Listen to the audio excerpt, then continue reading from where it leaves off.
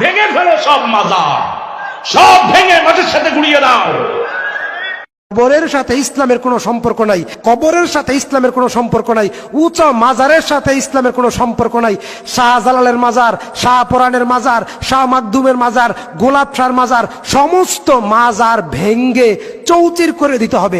এখানে হাদিস আপনাদেরকে বারবার এটা পড়িয়েছি যে মান আদালি ওয়ালিয়ান ফাকাদ আজান তাহবিল হারবে।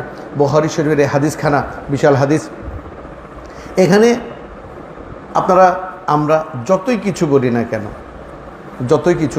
কেন, যতই আমরা মাজার ভাঙচুর করি, অগ্নিসংযোগ করি, আলহামদুলিল্লাহ তাতে আমাদের কোনো দুঃখ নেই। কারণ ওই যে আমরা একটা কালাম পড়তে জানি, কহর যদি দাওয়া মারে সহিবারে, গোলাম যদি সইতে নারী কলম কোতরে নামেতে। আমরা এটা সহ্য করার মতো ক্ষমতা আমাদের আছে, কারণ আমরা ওই ব্যক্তিদ্বয়ের, ওই ব্যক্তিগণের, ওই মহাপুরুষগণের অনুসারী, যারা আমাদেরকে মুহসিনিন হওয়ার শিক্ষা দিয়েছেন, ট্রেনিং দিয়েছেন, মুহসিনিন হওয়ার ট্রেনিং আমাদেরকে দিয়েছেন। যেহেতু তারা কিভাবে ট্রেনিং দিচ্ছেন, এটা হচ্ছে বুখারী শরীফের 6502 নম্বর হাদিসখানা, আপনারা পড়ে দেখবেন। আজকে আমরা যারা বা আপনারা যারা আল্লাহর ওলিদের মাজার ভেঙে দিচ্ছেন বা আল্লাহর ওলিদের মাজার নিয়ে কটূক্তি করছেন, আপনাদের উপর আমাদের কোনো রাগ নেই, কোনো গুসা নেই, কারণ আমরা গুসা করতে জানি। আমরা কি করতে পারি? ইন্নাল্লাহা মাআস সাবিরিন, আমরা ধৈর্য ধারণ করতে পারি। আমরা কি করতে পারি? ধৈর্য ধারণ করতে পারি। আপনাদেরকে কিছু বলার আমাদের নেই, কারণ আমাদেরকে সন্ত্রাসী কোনো কর্মকাণ্ড আমাদের পীর মাশায়েখরা শিক্ষা দেন নাই। আমরা দাড়ি আলখাল্লা জুব্বা পরে, অথবা দাড়ি নাই, আলখাল্লা নাই, জুব্বা টুপি কিছুই নাই, আমরা যদি প্রকৃত গোলামে মুস্তাফা হয়ে থাকি, প্রকৃত আশেকে রসুল হয়ে থাকি, প্রকৃত আহলে বাইতের গোলাম হয়ে থাকি, ওলি ভক্ত হয়ে থাকি, আমরা প্রকৃত হাকিকতান আহলে সুন্নাত ওয়াল জামাতের অনুসারী হয়ে থাকি, আমরা কখনো মেহরাব থেকে একজন ইমামকে নামিয়ে দিতে পারি না। এটা হচ্ছে অসুন্দরতা। আপনি যে নামাজ পড়াবেন সে হয়তো নামাজ পড়াবে, কিন্তু এখানেই তো আসল বিষয়, আপনার আকীদার উপর নামাজের কবুল আর রিজেক্ট, কবুল হওয়া আর কবুল না হওয়ার উপর নির্ভর করে। কারণ যার মধ্যে আমরা পড়েছি যে লা তাকরাবুস সলাতা ইল্লা বিহুজুরিল কলব, যার কলবের মধ্যে নবীর প্রেম নাই, তার ইবাদতগুলো আল্লাহর দরবারে কবুল হবে না।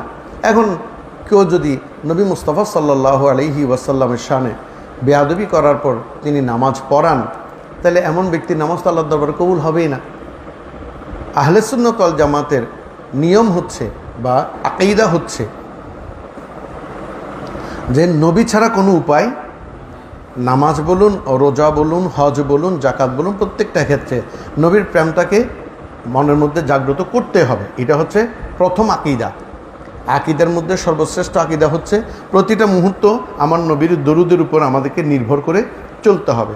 তাই আমরা কখনো এই ধরনের আচরণ আমরা সহ্য করছি ঠিকই, কিন্তু আমরা মোটেও এটার জন্য প্রস্তুত নই। এটা আপনারা যে অসুন্দর মনের মানুষ সেটার পরিচায়ক, ঠিক না বেঠি?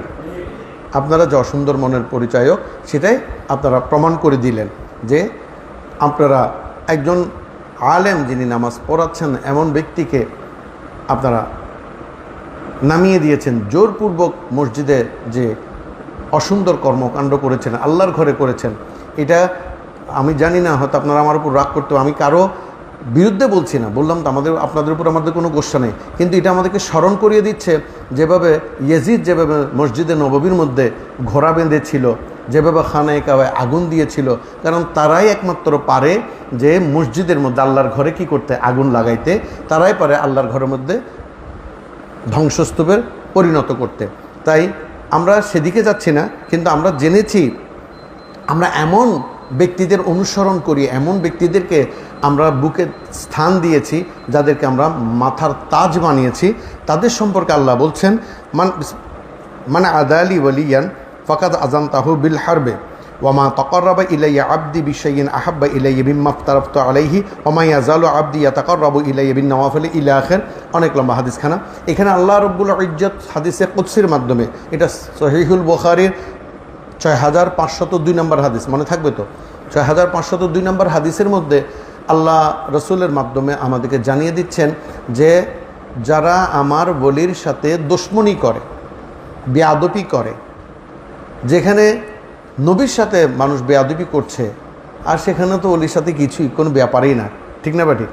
এই ব্যাপারটা আমরা ছোটোকাল থেকে দেখে আসছি যে এমন কিছু একটা একটা জাতি রয়েছে যারা এই ধরনের কাজগুলো করে আসছে, যারা কিতাবের লেখনির মাধ্যমে নবীর সাথে বেয়াদবি করেছেন, বক্তব্যের মাধ্যমে বেয়াদবি করেছেন, করে আসছেন, তাদের অনুসারীদেরকে তারা সেটা শেখাচ্ছেন।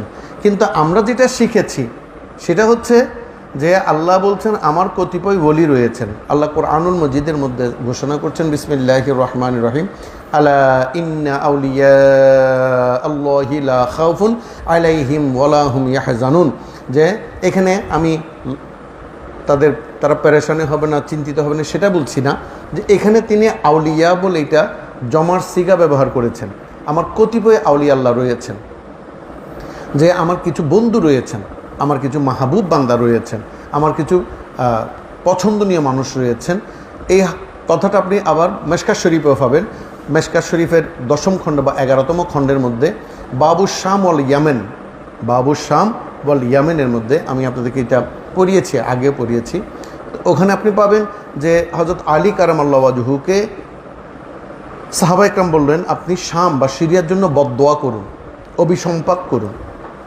হযরত আলী মুর্তজা আলাইহিস সালাম বললেন না, আমি সিরিয়ার জন্য বা শামের জন্য বদদোয়া করতে পারি না বা অভিসম্পাত করতে পারি না, এই কারণে যেহেতু আমি নবী মুস্তাফা সাল্লাল্লাহু আলাইহি ওয়াসাল্লামার নূরানি জবান থেকে শুনেছি ওই সিরিয়ার মধ্যে 40 জন আবদাল সবসময় মজুদ থাকবে, যাদের ওসিলায় আল্লাহ কি দিবেন? রহমত, বরকত, শেফা, পাশাপাশি শস্যাদি, ফলফলাদি আমাদেরকে দান করবেন। সুবহানাল্লাহ বলবেন না? তাহলে আমরা সেই শিক্ষা কোত্থেকে পেয়েছি? আমার নবী থেকে পেয়েছি, কোনো আকাবের নয়, সরাসরি নবী থেকে পেয়েছি। ওই নবী আমাদেরকে জানাচ্ছেন ওই আবদাল্লাহ কীরকম তোমরা জানো? আমরা বললাম না, জানি না। আল্লাহ বলছেন ওই আবদালদের সাথে তোমরা যদি বেয়াদবি করো, এটা জীবদ্দশায় হোক আর মৃত অবস্থায় হোক, কারণ আমার বন্ধু, তাদের সাথে যদি বেয়াদবি করো আমি আল্লাহ কী করি? মানে আদা আলী আলিয়ান ফকাদ আজম তাহবিল হারব, আমি তোমাদের সাথে যুদ্ধ ঘোষণা করি। তোমাদের সাথে কি করি? যুদ্ধ ঘোষণা করি। ওই ব্যক্তিগুলো কারা? ওই ব্যক্তিগুলো কেমন হয়? আল্লাহ বলছেন আল্লাহ রসুলের মাধ্যমে ওই বান্দাগুলো এমন হয়, তারা ফরজ এবাদত, ওয়াজিব এবাদত, সুন্নতে মুআক্কাদা যাই বললো না কেন, এই এবাদতগুলোর সাথে সাথে বিন নওয়াফিলে এমন কতগুলো নফল এবাদত করে থাকেন, ইলা বিন নওয়াফিলে হাত্তা উহিব্বাহু, তখন আমি আল্লাহ রব্বুল ইজ্জত তাদেরকে ভালোবেসে ফেলি। আল্লাহ যাকে ভালোবাসেন সেখানে যদি আমি মাজার ভাঙিও কোনো ক্ষতি হবে? তাদেরকে যদি খুনও করে ফেলি কোনো ক্ষতি? যেমন ইমাম হুসাইন আলাইহিস সালাতু ওয়াস সালামকে আল্লাহ এবং আল্লাহ রসুল ভালোবাসতেন, আলী আলাইহিস সালাতু ওয়াস সালামকে আল্লাহ এবং আল্লাহ রসুল ভালোবাসতেন। তাদেরকে খুন বা শহীদ করার পর কি তাদের জিকির, তাদের আলোচনা, তাদের কোনো কিছু কি কমতি হয়েছে? হয়নি, কমতি হয়নি, হবেও না। যুগে যুগে মানুষ বরাব্বুর নাম ভুলে যায়, তার বরাব্বুর নাম ভুলে যাবে, তার বরাব্বুর নাম ভুলে গিয়েছি, আমাদের মনে নেই। আমাদের মাত্র 3-4 পুরুষের নাম মনে আছে, তারপর পুরুষগুলোর নাম মনেও নেই। আমাদেরকে আবার কিতাব দেখতে হয়, যেহেতু আমাদের একটা সজরা রয়েছে, সজরা আছে বিদায় আমরা খুঁজে পাই। অনেকের তো সজরাও নাই, ঠিক না? সজরা বুঝেন? অর্থাৎ বংশ পরম্পরা। এই বংশ পরম্পরা তো সবার কাছে থাকে না, প্রশ্ন উঠে না। হয়তো আপনি পাবেন CS খতিয়ান পর্যন্ত, এর পরের খতিয়ান আপনি খুঁজেও পাবেন না। তো এইভাবে ভুলে যাবে। কিন্তু দেখা যায় পীর দস্তগীর মাহবুবে সুবহানি কত শত বা আমাদের সময় অতিবাহিত হয়ে গেছে, তার নাম কিন্তু আমরা ভুলি। এবার ভেঙে দেন, তার মাজার ভেঙে দিলেও কিন্তু তার নাম ভোলা যাবে না। সৈয়দানা ওসমান জুন্নুরাইন রাদিয়াল্লাহু তাআলা আনহুর মাজারটা ভেঙে দিয়েছে, আমরা কি ভুলে গিয়েছি? তো ইতিহাস পড়ে এটা কি কিতাব পড়তে হয়? আমরা মনে করুন প্রতিদিন কোরআন শরীফ পড়ি, কোরআন শরীফে তার ওসমান জুন্নুরাইনের নাম লেখা নাই। সৈয়দানা সিদ্দিক আকবর রাদিয়াল্লাহু তাআলা আনহুর নাম লেখা নাই, সৈয়দানা ওমর বিন খাত্তাব রাদিয়াল্লাহু তাআলা আনহুর নাম লেখা নাই। হ্যাঁ, তো এই তাদের নামকে আমরা ভুলে গিয়েছি, হাসনাইনি করিমাইনের নাম ভুলে গিয়েছি আমরা। আবু যর গিফারি বা আবু আইয়ুব আনসারি, যাদেরকে আমরা ভালোবাসি, যাদের অনুশীলন আমরা করি, আমরা কখনো তাদের নাম ভুলিনি, অথচ তাদের মাজার নেই। ছিল এক সময়, কিন্তু ভেঙে দিয়েছে 1922, 23, 25 সালে ভেঙে দিয়েছে। তাই এই ব্যক্তিগুলো হচ্ছে আল্লাহর মাহবুব ব্যক্তি। আল্লাহ বলছেন ইলাইয়া বিন নওয়াফেলের তারা এত বেশি নফল ইবাদত করে, হাত্তা তখন উহিব্বাহু, আমি আল্লাহ তাদেরকে ভালোবেসে ফেলি।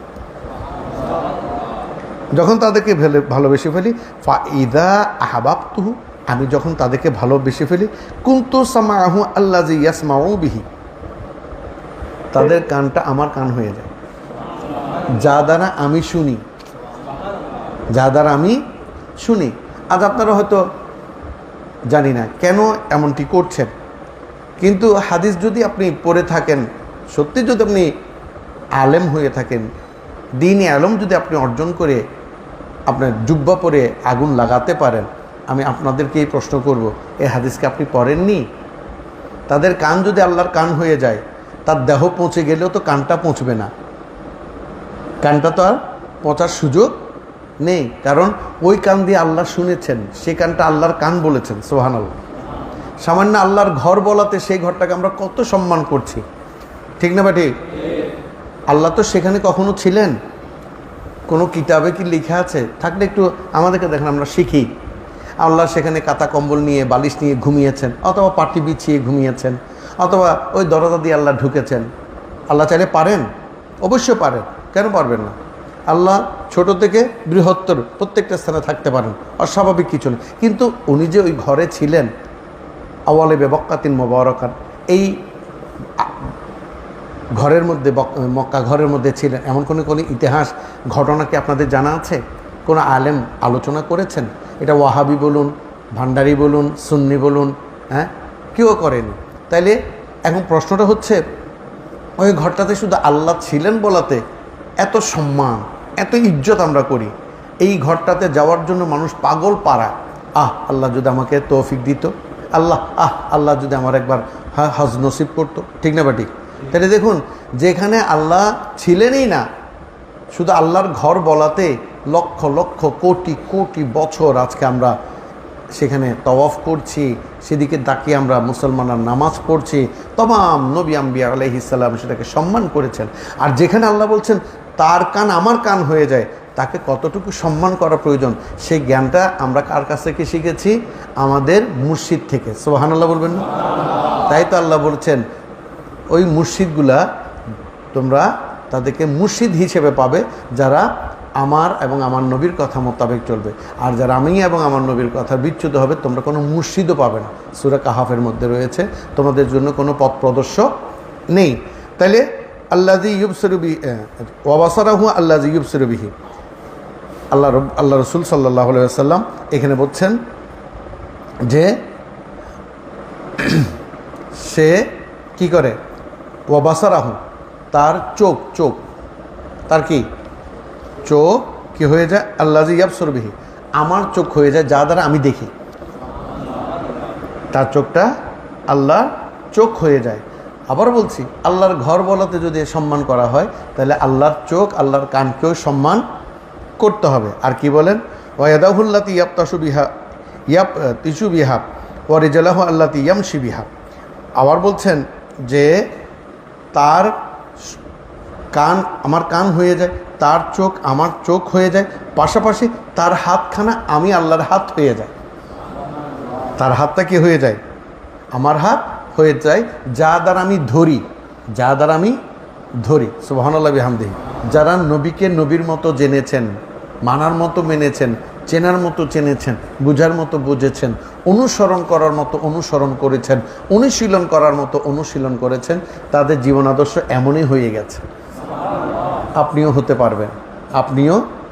পারবেন। এই জন্য একজন দীক্ষাগুরু প্রয়োজন, একজন দীক্ষাগুরু, একজন পীর, একজন মুর্শিদের খুবই প্রয়োজন। আর এই মুর্শিদগুলা আমি গুলা বলছি কেন? তারা অনেক আউলিয়া, আল্লাহ বলছেন আমার অনেক বন্ধু আছে। এটা সূরা কাহফের মধ্যে আছে, আপনি দেখবেন। তাহলে দেখা যাচ্ছে এই মসজিদগুলা আমাদেরকে সেই পথে ধাবিত করেছে, যেই পথে গেলে আমরা আল্লাহর রঙে সেবগত আল্লাহ, আল্লাহর রং আমরা চিনব, বুঝবো এবং আল্লাহর রঙে রঙ্গিলা হব।